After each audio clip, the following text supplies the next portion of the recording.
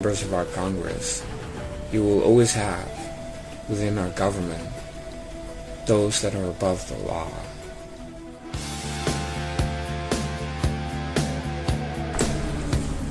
Hey, it's me.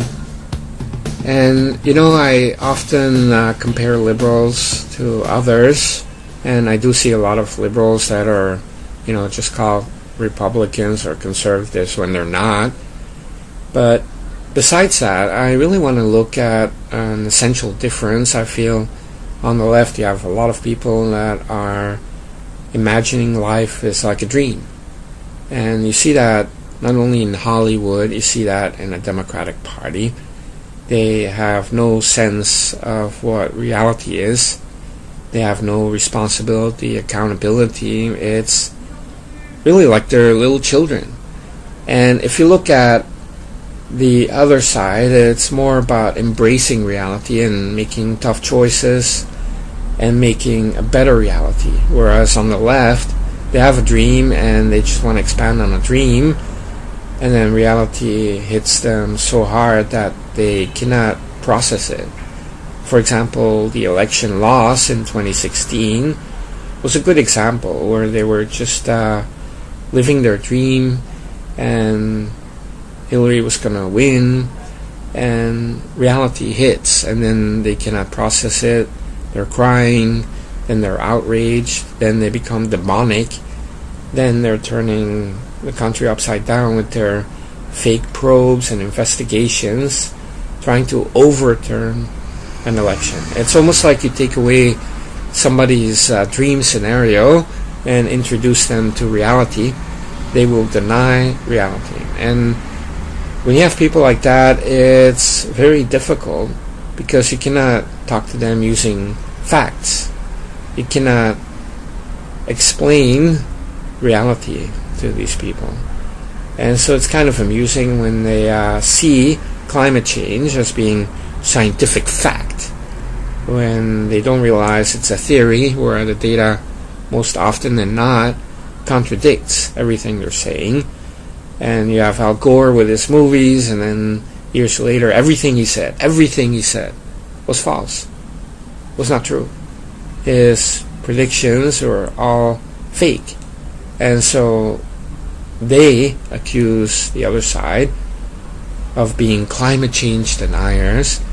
No, it's not climate change deniers, it's fact-based reality versus an insane pseudo-science like climate change. It's almost like a religion. It's like a dream they're having.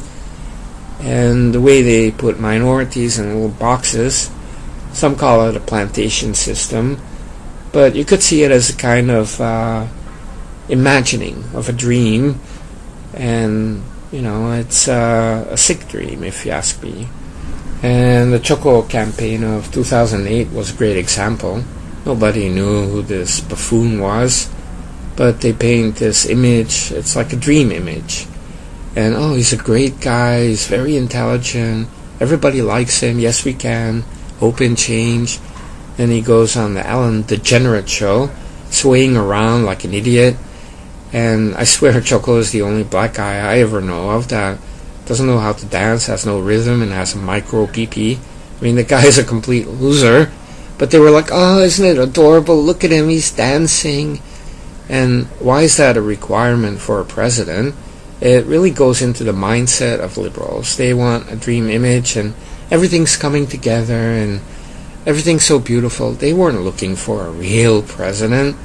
And so as soon as this buffoon was inaugurated, he wasn't even American, they saw that he was in way over his head, and in fact he destroyed the Democratic Party. And even now you can still see the remnants of the Choco regime, the radicalism. I mean, it's so pathetic and disgusting, so un-American. And all of that because of a Choco campaign in 2008, where you see this dancing idiot, swaying around like a middle-aged white woman. And that was like a dream image for white liberals.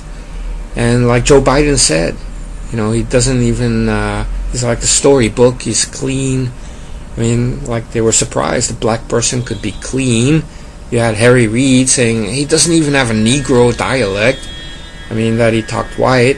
It's just kind of like Andrew Gillum, the way Andrew Gillum was trying to sound so white all the time. It's kind of strange how these people think on the left. It's all about dreams and images, storybooks, and it's not about reality. When reality hits them, they become demonic. I mean, it's like everything is perfect. If you destroy their dream image, however, then they become demonic. It's almost like a cute little girl skipping down the street, licking a lollipop, and pigtails, and skipping around, and there's flowers, and then you say, "Hi, little girl," and suddenly you see a demonic face with fangs and going, "Rawr!" That's like a liberal, right? I mean, if you disturb their little dream, they will turn into snarling beasts. I mean, they cannot stand reality. It's almost like reality is their holy water. I mean, if you splash them with reality, they show their true nature, and they start having seizures and all of that. I mean, if you look at liberals, there's something really wrong with that. They escape from reality all the time, and maybe it's because a lot of these people grew up in the 60s, taking drugs all day long, and maybe they just have a problem with reality. And like I always say many times on this channel and on the OG channel, is that some of these Q-bots and other people, libertarians, InfoHorse people, it also seems like they want to escape reality. They make up fake news and focus on that all day long. And why is it that so many people want to escape from reality? That's why I came up with the phrase, reality is beautiful. Now, if you're living in the Choco years, reality is not beautiful, but that's reality. So we have to change reality, not the perception of reality. Whereas on the left, it's all about dreams. It's about altering reality and escaping from reality. And if you really look at it in that way, you can see that they're kind of following their own dreams, and these are nightmare scenarios, but for them it's dreams and their imagination. For example, like the Adam Schiff investigations or Robert Mueller. It's all about chasing this image they have that Trump is this and that, and they want to make it fit. And it's not that it's based on reality. It's not. And so when reality hits them that, oh, wait a second, Trump is a success, the economy's doing well, they become childish. They don't want to mention. They want to divert attention away from it, away from reality. Because reality is that Trump is a runaway success. Trump did not collude with Russia. And it goes against everything they were dreaming about or imagining. And so they want to escape from that. And so you see DimDems contorting themselves in such a way that they look completely psychotic. I mean, these people have lost their minds collectively. And if you see a couple of them that want to talk about reality, they get shunned. They get attacked by their own people. It's cannibalism.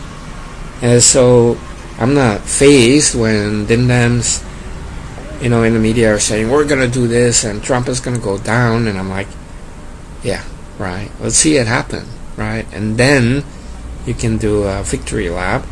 But meanwhile, it's all like, they're shooting blanks, if you really want to know the truth.